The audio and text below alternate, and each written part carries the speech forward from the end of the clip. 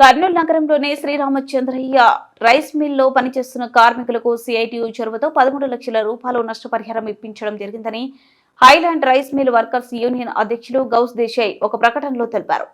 ఈ రోజు స్థానిక సుందరయ్య భవన్లో మిల్లు యాజమాన్యం పరమేశ్వరయ్యతో చర్చలు జరిపి 24 మంది కార్మికులకు ఒక్కొక్కరికి 52,000 రూపాయల చొప్పున ఆ మిల్లులో పనిచేసినందుకు గాను నష్టపరిహారం ఇప్పించడం జరిగిందని ఆయన తెలిపారు.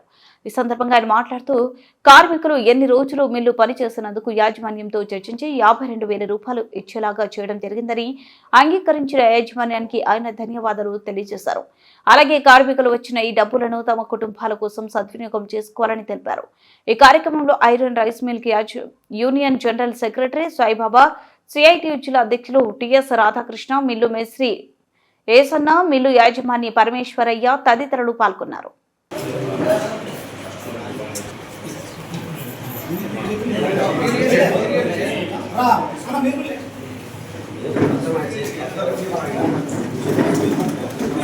దగ్గరికి రా.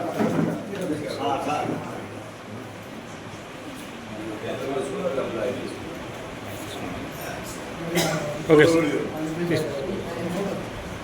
Next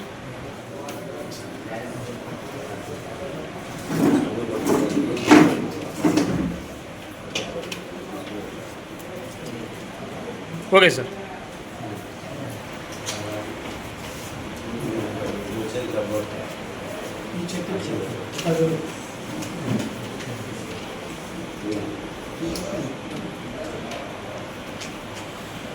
okay sir.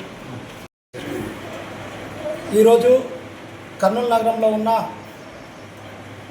Ramachandraiah rice mill టోపీరామ రైస్ మిల్లు పనిచేసేటువంటి 24 మంది కార్మికులకు ఆ యాజమాన్యం పరమేశు అట్లా వాళ్ళ కుటుంబ సభ్యులు కలిసి ఒక్కొక్క కుటుంబానికి కార్మిక కుటుంబానికి 52,000 రూపాయలు వాళ్ళకి ఆ రకంగా పనిచేసినందుకు సహాయకంగా చేశారు.